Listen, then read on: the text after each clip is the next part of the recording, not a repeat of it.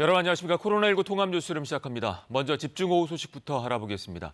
충청도와 전북, 전남 북부 지역에 호우특보가 발효된 가운데 일부 지역에서는 천둥, 번개를 동반한 시간당 30에서 50mm의 매우 강한 비가 내리고 있습니다. 호남 지역도 새벽부터 곳곳에 굵은 장대비가 내리고 있는데요. 전주 삼천에 나가 있는 취재기자 연결해서 현재 상황 알아보겠습니다. 자, 안승일 기자, 비가 많이 내리고 있는데요. 현재 상황 어떻습니까? 네, 새벽부터 빗줄기가 굵어져 현재 많은 비가 내리고 있는데요. 제가 나와 있는 전주 삼천에도 하천 주변이 벌써 물에 잠긴 모습을 볼 수 있습니다. 전북 부안에는 새벽 6시쯤 시간당 60mm가 넘는 폭우가 쏟아지기도 했는데요. 장마 전선의 영향으로 호남 지역에는 어제부터 이틀 동안 장맛비가 계속되고 있습니다. 현재 전라북도 부안과 임실 등 6개 시군에는 호우 경보가 발효됐으며 전주 익산을 비롯한 6개 시군에 호우 주의보가 내려져 있습니다. 전라남도 역시 영광과 장성에 호우 경보가 발효된 상태입니다. 지금까지 내린 비의 양은 임실 신덕이 153mm로 가장 많고 부안 106.8, 완주 모악산 96.5, 순창 풍산 86.5, 전주 완산 55mm 등입니다. 이들 지역에는 곳에 따라 돌풍과 천둥, 번개를 동반한 시간당 30mm 안팎의 강한 비가 올 것으로 보입니다. 이번 장맛비는 오전까지 집중적으로 쏟아진 뒤 오늘 오후 그치겠으며 내일 새벽부터 밤까지 다시 비가 오는 곳이 있겠습니다. 전북 지역은 내일까지 30에서 80mm, 전남 지역은 5에서 30mm가량의 비가 더 내릴 것으로 예상됩니다. 이번 비로 국도 17호선 전북 완주군 상관면 상전마을 인근 양방향 일부 차로가 인근 공사장에서 흘러내린 토사로 통제 중입니다. 현재 전북 무주와 임실에는 산사태주의보도 내려져 있는데요. 산사태와 축대 붕괴 등의 피해와 저지대 침수에 각별히 주의하셔야겠습니다. 지금까지 전주 삼천에서 KBS 뉴스 안승길입니다. 충청권 곳곳에도 비가 내리고 있습니다. 특히 충북 단양과 제천에는 호우경보가 발효 중인데요. 내일까지 최고 150mm의 비가 내릴 것으로 예보가 됐습니다. 청주 취재기자 연결합니다. 자, 이유진 기자, 현재 어디에 비가 가장 많이 내리고 있습니까? 네, 오늘 새벽부터 현재까지 충북 북부 지역에 비가 가장 많이 내렸습니다. 원래 어제 밤까지는 대전과 충남 그리고 충북 남부 지역을 중심으로 호우가 집중될 거라고 예보됐었는데요. 그런데 예상과는 다르게 비구름대가 북부권으로 이동하면서 충북 제천과 단양에 호우 경보가 내려졌습니다. 충북 나머지 9개 시군 그리고 대전과 세종, 충남 천안과 공주 등 8개 시군에는 호우주의보가 발령된 상태입니다. 충북의 지역별 강수량은 제천 백운이 122.5mm로 가장 많습니다. 이어 단양 영춘 106, 충주 73, 보은 69.4, 음성 금왕 50.5, 청주 상당 46mm 등입니다. 대전, 충남과 세종은 계룡 63, 세종 금남 46.5, 당진 39, 대전 38, 부여 35.2mm 등입니다. 이번 비는 내일 저녁까지 50에서 100mm, 많게는 150mm 이상 더 내릴 예정입니다. 기상청은 오늘 오전까지 중부권 곳곳에 천둥과 번개를 동반한 시간당 30mm 이상의 폭우가 쏟아질 수 있다고 예보했습니다. 산사태나 축대 붕괴, 저지대 침수 등의 비 피해가 없도록 철저히 대비해 주시기 바랍니다. 지금까지 충북 청주 성화동에서 KBS 뉴스 이유진입니다. 특히 오늘과 내일은 중부지방을 중심으로 돌풍과 천둥, 번개를 동반한 강한 비가 집중되겠습니다. 최근 내린 비로 비 피해가 잇따르고 있는데요. 앞으로 추가 피해가 우려되는 만큼 각별한 주의가 필요합니다. 그럼 앞으로의 비 전망을 기상센터 연결해서 자세히 알아보겠습니다. 자, 이설아 기상캐스터, 전국 곳곳에 호우특보가 발효 중인데 지금 비가 집중되는 곳은 어딘가요? 네, 지금은 호우 경보가 발효 중인 고창과 영광 등지에 1시간에 40~50mm의 매우 거센 비가 퍼붓고 있습니다. 또 서울에도 강한 비구름이 발달하면서 1시간에 30mm씩 비가 집중되고 있습니다. 이 정도의 비가 쏟아질 때는 외출과 운전은 좀 자제하시는 게 좋겠고요. 하천 주변에서는 안전사고가 없도록 유의하셔야겠습니다. 기상특보 상황 보시면 강원 중남부와 충청, 전라도와 경북 서부 지역에 호우 경보와 주의보가 계속되고 있습니다. 오늘과 내일은 특히 중부지방을 중심으로 강하고 많은 비가 내리겠습니다. 내일까지 경기 남부와 충청도에는 최고 100에서 150mm의 매우 많은 비가 더 내리겠습니다. 서울과 경기 북부, 강원 중남부와 전북 북부, 경북 북부 지역에도 30에서 80mm의 비가 올 것으로 예상됩니다. 장마전선이 계속 북쪽으로 옮겨감에 따라 남부지방은 내일, 중부지방은 이번 주말을 고비로 다음 주 월요일에 장마가 끝나겠습니다. 기상센터였습니다. 다음 소식입니다. 우리나라의 우주 발사체 개발이 급물살을 탈 것으로 보입니다. 한미 미사일 지침이 개정되면서 발사체 개발의 핵심 기술 중 하나인 이 고체 연료 사용이 가능해졌기 때문인데요. 개정 내용 우수경 기자가 전합니다. 한미 두 나라가 네 번째 미사일 지침 개정에 합의했습니다. 오늘부터 우주 발사체에 대한 고체 연료 사용 제한은 완전히 해제하는 2020년 개정 미사일 지침을 새롭게 채택하게 됩니다. 모든 기업과 연구소 등은 기존 액체 연료를 포함해 고체 연료, 하이브리드형 등 다양한 형태의 우주 발사체를 자유롭게 개발할 수 있게 됐습니다. 1979년 체결된 한미 미사일 지침은 2001년부터 2017년까지 세 차례 개정됐습니다. 이를 통해 군사용 탄도미사일의 사거리 제한이 800km까지 늘어났고 탄두 중량 제한도 없어졌습니다. 하지만 고체 연료 사용은 계속 제한돼 왔습니다. 발사체를 우주로 보내기 위해 필요한 에너지의 50분의 1 정도밖에 힘을 내지 못하는 수준이었습니다. 한국이 그동안 외국산 발사체에 의존했던 이유기도 합니다.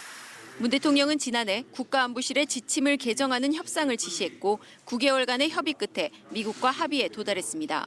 문재인 대통령께서는 작년 10월 청와대 국가안보실과 백악관 NSC가 하우스 대 하우스로 직접 협상을 통해 이 문제를 해결하라고 지시하셨습니다. 800km로 되어 있는 탄도미사일의 사거리 제한은 이번 지침 개정에서는 빠졌지만 필요하다면 미국 측과 협의할 수 있다고 밝혔습니다. 청와대는 이번 지침 개정으로 한미 동맹이 한 단계 진화했다고 평가했습니다. 또 지침 개정과 방위비 분담금 협상과는 연관이 없다고 밝혔습니다. KBS 뉴스 우수경입니다. 미국 민주당이 대선 공약 역할을 할 정강 정책 초안에서 트럼프 대통령의 방위비 분담금 협상 방식에 대해 강하게 비판했습니다. 정치 전문 매체 폴리티코가 최근 공개한 민주당 정강 정책 초안에 따르면 트럼프 대통령은 적들이 꿈꿔온 방식으로 동맹을 훼손해왔다며 그 결과 동맹 시스템은 냉전 이후 최대 시험에 직면해 있다고 지적했습니다. 미국 민주당은 특히 트럼프 대통령은 한반도 핵 위기 와중에 방위비 분담금을 극적으로 인상하기 위해 동맹인 한국을 갈취하려고 노력했다고 비판했습니다. 정부 여당이 추진 중인 부동산 대책 관련 핵심 법안들이 관련 상임위를 한꺼번에 통과했습니다. 민주당이 주도해 법안 처리를 강행했는데요. 미래통합당 의원들은 의회 독재라고 반발하며 회의장에서 퇴장했습니다. 보도에 유호윤 기자입니다. 민주당이 부동산 투기 대책 관련 법안들을 힘으로 밀어붙였습니다. 국토위 기재위 행안위에서 법안 상정과 통과까지 채 하루도 걸리지 않았습니다. 그것들이 지금 법안으로 이게 보완이 되지 않으면은 이게 아무런 효력이 없기 때문에 시급히 또 불가피하게 처리를 해야 되는 사회라고 해가지고. 임대차 3법 가운데는 전월세 거래 신고제가 통과됐습니다. 오늘 예정된 법사위에는 이미 계약갱신 청구권제, 전월세 상한제가 상정돼 있습니다. 다주택자의 편법 증여를 차단하기 위해 취득세를 최대 12%까지 올리는 법안도 통과됐습니다. 종부세를 최대 6%까지 인상하는 법안, 다주택자의 조정 대상 지역 주택 양도소득세와 법인주택 양도소득세 세율을 올리는 법안도 통과됐습니다. 통합당 의원들은 절차를 무시한다고 반발하며 퇴장도 불사했습니다. 법안 통과 후에는 해당 상임위 의원들이 돌아가면서 기자회견을 했고 민주당에 대해 의회 독재라고 비판했습니다. 이는 절차 무시이자 의회 독재입니다. 이렇게 졸속 처리된 법안의 피해는 고스란히 국민에게 돌아올 것입니다. 정상적인 상임위 절차 없이 일방적으로 독단 처리하는 것을 묵과하지 않을 것입니다. 통합당은 어제 저녁 예정됐던 국회의장 주재 여야 원내대표단 만찬도 취소했습니다. 통합당 주호영 원내대표는 밥 먹을 기분이 아니라고 말했습니다. 민주당은 이번 임시국회 마지막 날인 다음 달 4일 본회의까지 법안들을 처리하는 게 목표입니다. 통합당은 오늘 오전 긴급 의원총회를 열고 국회 일정 거부를 포함한 대책을 논의합니다. KBS 뉴스 유호윤입니다. 민간 택지 분양가 상한제가 오늘부터 서울, 경기 등 300여 개 동에서 본격적으로 시행됩니다. 이 상한제가 적용되는 지역은 서울 18개 구, 309개 동과 경기 세계시 13개 동 등 총 322개 동입니다. 상한제를 적용받게 되면 지방자치단체 분양가 심의위원회로부터 분양가 승인을 받아야 합니다. 정부는 민간 택지의 분양가 상한제가 적용이 되면 현재보다 일반 분양가가 5에서 10% 정도 낮아질 것으로 보고 있습니다. 주택시장이 과열되자 정부는 지난해 11월 4년 7개월 만에 민간 택지 분양가 상한제를 부활시켰습니다.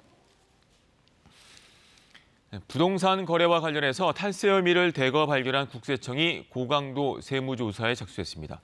대상자가 400명이 넘는데요. 이들 가운데 절반 이상은 이른바 부모 찬스를 이용해 고가 주택을 사들인 20, 30대인 것으로 파악되고 있습니다. 김도영 기자입니다.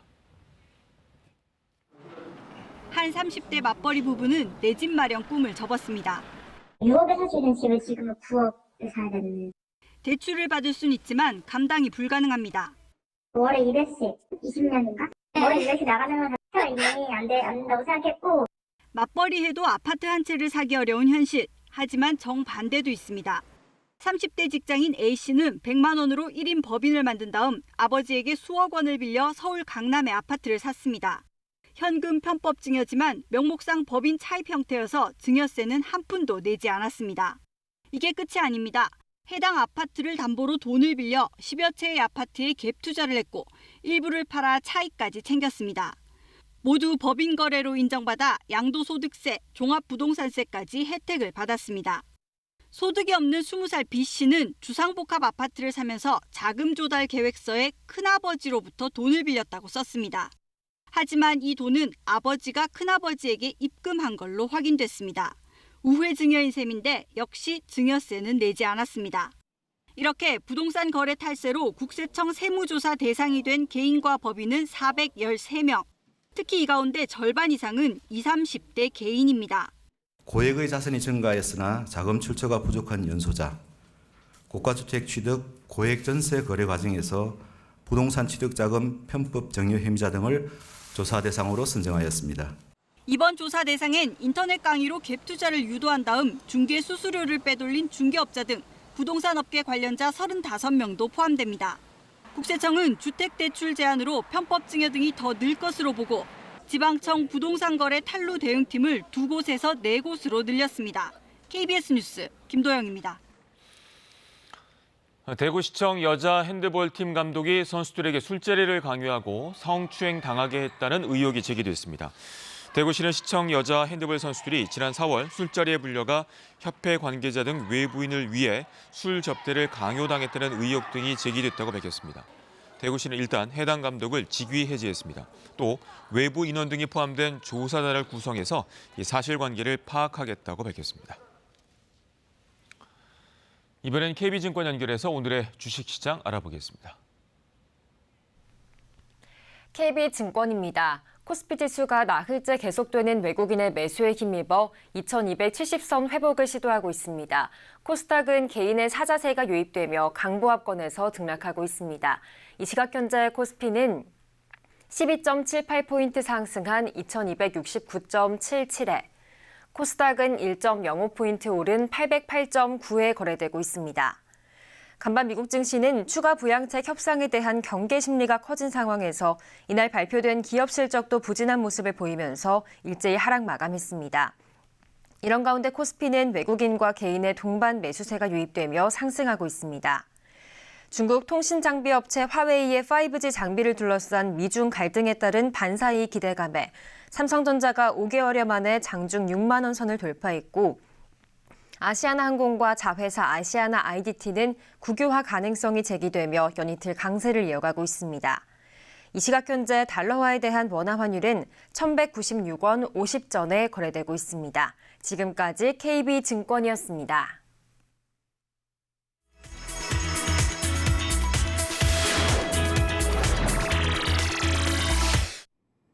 베이징시의 코로나19 비상 대응 등급이 2단계에서 3단계로 완화됨에 따라 대중교통도 정상화되고 있습니다.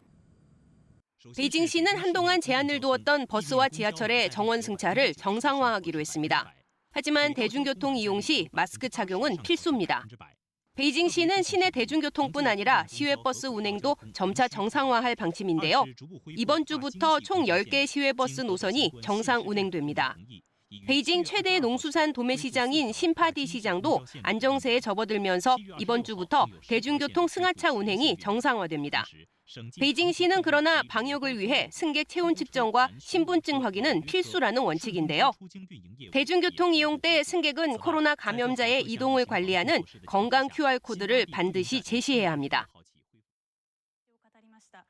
일본에서는 코로나19 확진 판정을 받아 제왕절개로 아기를 출산한 여성이 취재진에게 힘든 심경을 밝혔습니다. 신생아 보육기 안에서 우유를 먹는 아기. 얼마 전 코로나19에 감염된 어머니로부터 제왕절개로 태어났습니다. 이 아기를 출산한 여성입니다.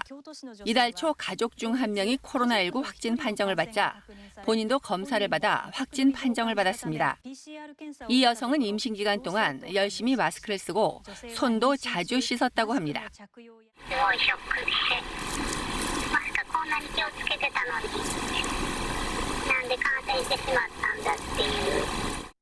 당시 이 여성은 임신 38주 차로 출산을 앞두고 있었기에 즉시 입원해 그 다음 날 제왕절개로 아기를 낳았습니다.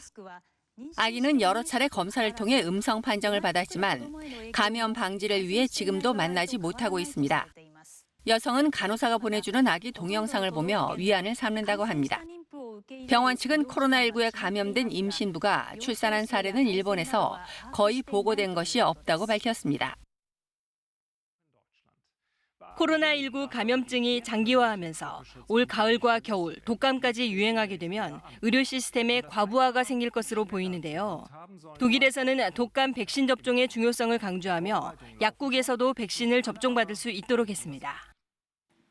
유럽연합 회원국 중에서도 유독 백신 접종률이 낮은 독일. 65세 이상 고령자들의 독감 백신 접종률은 영국이 70%를 상회하고 스페인이나 이탈리아도 50%를 웃돌고 있지만 독일은 34.8%에 그치고 있습니다. 이에 독일 정부는 독감 백신 접종을 장려하고자 시민들의 편의를 위해 올 가을부터 약국에서도 주사를 맞을 수 있도록 했습니다. 시민들은 양분된 반응을 보이고 있습니다. Ich finde es nicht gut, weil dafür haben Ärzte jahrelanges Studium. Wenn es eine entsprechend ausgebildete Kraft ist, überhaupt nichts dagegen. 의사들은 백신 접종 전후의 환자 상태 파악과 특히 부작용이나 합병증에 대한 추적 관찰이 중요하다고 강조하며 정부의 이번 조치에 반대하고 있고 약사들은 자신들도 전문 지식이 있다며 관련 교육까지 이수하면 그것으로 충분하다고 맞서고 있습니다. 이런 가운데 올가을 어디에서 백신 접종을 할지는 순전히 시민들의 선택에 달려 있습니다. 유럽에서 가장 큰 모래 언덕인 프랑스 딘디 필라의 높이가 1년 사이 4m나 깎였습니다. 필라 사구로 불리는 프랑스 딘디 필라는 서쪽으로 아르카숑 해안, 동쪽으로는 방대한 소나무 숲과 연결된 유럽 최대의 사구입니다. 딘디 필라는 수백만 년 전 피레네 산맥과 중남부 산악지대가 침식되면서 만들어졌는데요. 특히 정상에서 보이는 환상적인 풍광은 전 세계 관광객들에게 큰 사랑을 받고 있습니다. 최근 과학자들이 이 모래 언덕을 측정했는데요. 사구의 높이가 102.5m로 기록돼 2019년 이후 1년 사이 4m의 모래가 깎였다고 밝혔습니다. 원인은 지난 가을과 겨울 사이에 불었던 강풍 때문인데요. 바람 때문에 사구의 모래가 동쪽에 위치한 소나무 숲으로 퍼져나갔습니다. 전문가들은 이 같은 현상이 지속될 경우 소나무 숲 인근의 야영장과 도로까지 영향을 미칠 수 있어 감시를 지속해야 한다고 밝혔습니다. KBS 월드뉴스입니다. 탈북민 월북 사건과 관련해서 정경두 국방부 장관이 경계 실패를 인정하고 사과했습니다. 군은 감시 장비에 포착된 월북 상황도 뒤늦게 확인한 것으로 드러났습니다. 조빈나 기자입니다. 강화도 접경 지역에서 발생한 월북 사건. 군은 북한 매체가 보도하기 전까지 이를 인지하지 못했습니다. 국회 국방위 전체 회의에서 여야 불문하고 군의 경계 실태에 대한 질타가 쏟아졌습니다. 그 사람이 밀고 올라갔듯이 북쪽에서 밀고 내려올 수도 있는 부분이 되는 이야기 아닙니까? 간첩이 우리 국토에 침투해서 첩보 활동 등 마음껏 활보하다가 탈출하지 않았다고 누가 확신할 수 있겠습니까? 합동참모본부와 국방부가 아직 사실관계를 조사하고 있지만 정경도 국방부 장관은 사실상 경계 실패를 인정하고 공식 사과했습니다. 이런 부분이 일어난 데 대해서는 제가 100번 지적을 받아도 할 말이 없다고 생각이 됩니다. 모든 부분은 이 무한 책임을 국방장관이 지고 있기 때문에 필요한 부분은 보완해 나갈 수 있도록 그렇게 하겠습니다. 군은 탈북민 김 씨가 강화읍 월곤리에서 군 경계를 뚫고 헤엄쳐 북쪽으로 건너간 것으로 보고 있습니다. 철책 아래 배수로에는 이중의 철 구조물이 설치돼 있었지만 체격이 왜소한 김 씨가 틈을 벌려 통과했다는 게 군의 설명입니다. 군은 감시 장비에 월북 상황이 포착된 것도 뒤늦게서야 확인했습니다. 18일과 19일 철책 CCTV와 초소 열상 감시 장비 녹화 영상을 분석 중이라고 밝혔습니다. 국방부는 이번 주 중 조사를 마무리하고 작전 지역 환경과 여건을 고려해 경계 작전 체계를 최적화시키겠다고 밝혔습니다. KBS 뉴스 조빈나입니다. 정부는 임시생활시설을 탈출한 베트남인들의 소재가 파악되는 대로 강제 출국시킬 계획입니다. 어제 0시 기준 코로나19 신규 확진자는 28명이었습니다. 송구만 기자가 보도합니다. 어제 0시 기준으로 국내 코로나19 신규 확진자가 하루 새 28명 늘었습니다. 신규 확진자 가운데 해외 유입은 23명으로 5명이 확인된 국내 발생보다 많았습니다. 사망자는 1명 늘어 누적 사망자는 300명, 누적 확진자 수는 14,203명으로 집계됐습니다. 서울시청 회의 참석자가 그제 확진 판정을 받은 가운데 접촉자 중 추가 확진자는 아직 나오지 않았습니다. 서울 종로구 투자회사와 관련해 방문자의 동거인 1명이 추가 확진 판정을 받았고 부산항에 입항한 러시아 선박에서 수리 작업을 한 직원의 가족 1명이 추가 확진돼 러시아 선박 관련 3차 감염으로 조사됐습니다. 해외 유입과 국내 감염이라는 이중고를 겪고 있습니다. 어제 오늘 국내 감염이 약간 감소하여 다행이지만 방심은 절대 금물입니다. 자가격리 중 임시생활시설을 탈출한 베트남인들의 행방에 대해 경찰이 수사에 나선 가운데 방역당국은 베트남인들을 찾으면 고발 후 강제 추방하고 재입국을 금지하겠다고 밝혔습니다. 방역당국은 1차 검사 당시 음성이었고 탈출 당시 이미 한 주간 격리 중이었기 때문에 탈출 이유는 경찰 수사를 통해 밝혀내야 할 것이라고 설명했습니다. 또 CCTV 설치 등 임시생활시설의 보안과 통제를 강화할 방안을 마련하겠다고도 밝혔습니다. 국내에서 코로나19에 감염된 아동 확진자는 5월 이후에 모두 111명인데 가족 간 전파로 인한 사례가 가장 많은 것으로 조사됐습니다. 방역당국은 방학 동안에는 학원에 있는 시간이 늘고 다중이용 시설을 많이 이용하는 만큼 방역 수칙을 잘 지켜달라고 요청했습니다. 한편 서울시는 코로나19 의심 환자를 세 유형으로 나눠 119 출동과 이송 지침을 마련해 관계기관에 배포하기로 했습니다. KBS 뉴스 송금환입니다. 북한에서 지난 16일까지 1,211명이 코로나19 검사를 받았으며 모두 음성 판정을 받은 것으로 집계됐다고 세계보건기구가 밝혔습니다. 에드윈 살바도르 세계보건기구 평양소장은 현지 시간으로 29일 미국 자유아시아방송에 보낸 이메일에서 현재 북한 국적자 696명이 격리 중이며 이들은 남포항구나 신의 중국 랴오닝성 단둥 국경에서 일하던 노동자들이라며 이같이 전했습니다. 살바도르 소장은 최근 중국에서 코로나19가 다시 증가세라며 북한 보건당국과 국경지대 방역 감시를 강화하고 있다고 말했습니다. 본격적인 여름 휴가철을 맞아서 유럽 각국이 코로나19 재확산을 막기 위한 특별 경계에 들어갔습니다. 여행 귀국자에 대한 진단검사 의무와 2주 의무 격리 조치 등이 도입됐습니다. 베를린 유광석 특파원이 보도합니다. 독일 정부가 여름 휴가를 외국에서 보내고 귀국하는 사람들을 대상으로 코로나19 진단검사를 의무화했습니다. 진단검사 대상은 독일이 고위험 국가로 지정한 미국과 터키, 이집트 등 130개국에서 돌아온 여행객들입니다. 얀스 슈판 보건장관은 눈에 띄지 않게 연쇄 감염으로 이어지는 것을 막기 위해 진단검사를 도입한다고 밝혔습니다. Wir sehen aber gleichzeitig, und das beunruhigt uns, das beunruhigt mich, zunehmend Ausbrüche innerhalb von Familien, in Freundeskreisen, die was zu tun haben mit Einreise aus Risikogebiet. Das ist neu. 독일은 주요 도시 공항에 코로나19 진단 시설을 만들었습니다. 다음 달 3일부터 시행하며 비용은 무료입니다. 독일의 코로나19 누적 확진자는 20만 7천여 명. 하루 신규 확진자가 한때 200명대로 떨어지기도 했지만 최근엔 다시 800명대로 오르는 등 들쭉날쭉한 모습입니다. 영국은 스페인에서 들어오는 모든 사람에게 2주 의무격리 조치를 도입했습니다. 스페인의 하루 신규 확진자가 2,000명대로 증가하는 등 상황이 악화됐다는 이유에서입니다. 이에 대해 스페인은 결코 상황이 낫다고 할 수 없는 영국이 이런 조치를 취하는 것은 적반하장격이라고 반발했습니다.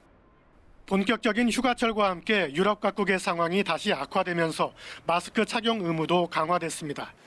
프랑스와 오스트리아, 벨기에 등은 마스크 착용 장소를 확대하거나 기존에 다소 풀었던 착용 규정을 다시 강화했습니다. 베를린에서 KBS 뉴스 유광석입니다. 오늘과 내일은 특히 중부지방을 중심으로 강하고 또 많은 비가 내리겠습니다. 기상 레이더 영상을 보시면 전라도 쪽에 영향을 줬던 강한 비구름대가 북동쪽으로 이동함에 따라 지금은 대전과 보은 등 충청도에 시간당 40mm 안팎의 비가 쏟아지고 있습니다. 또 서울에도 1시간에 30mm씩 비가 집중되고 있는데요. 현재 강원 중남부와 충청, 전라도와 경북 서부 내륙 지역에는 호우경보와 주의보가 계속되고 있습니다. 내일까지 경기 남부와 충청도에는 최고 100에서 150mm의 매우 많은 비가 더 내릴 것으로 예상됩니다. 그 밖에 서울과 경기 북부, 강원 중남부, 전북 북부, 경북 북부 지역에도 30에서 80mm의 비가 올 전망입니다. 이번 비는 장마전선을 따라 폭이 좁고 동서로 길게 비구름이 발달하면서 주로 중부지방에 영향을 주겠습니다. 특히 중부지방은 내일 오후까지 돌풍이 불면서 천둥 번개가 치겠고 시간당 30에서 60mm의 국지성 호우가 퍼붓는 곳이 있겠습니다. 최근 비가 많이 내리면서 비 피해가 잇따르고 있는데요. 추가 비 피해가 우려되는 만큼 수방 대책에 만전을 기하셔야겠습니다. 오늘 낮 기온은 장마에서 벗어난 제주도에 폭염주의보가 내려진 가운데 낮 기온 제주시는 33도까지 치솟겠습니다. 지루한 장마의 끝이 보입니다. 장마전선이 북쪽으로 옮겨감에 따라 남부지방은 내일, 중부지방은 다음 주 화요일에 장마가 마무리되겠습니다. 날씨 전해드렸습니다. 코로나19 통합 뉴스룸은 잠시 뒤 11시에 이어집니다. 고맙습니다.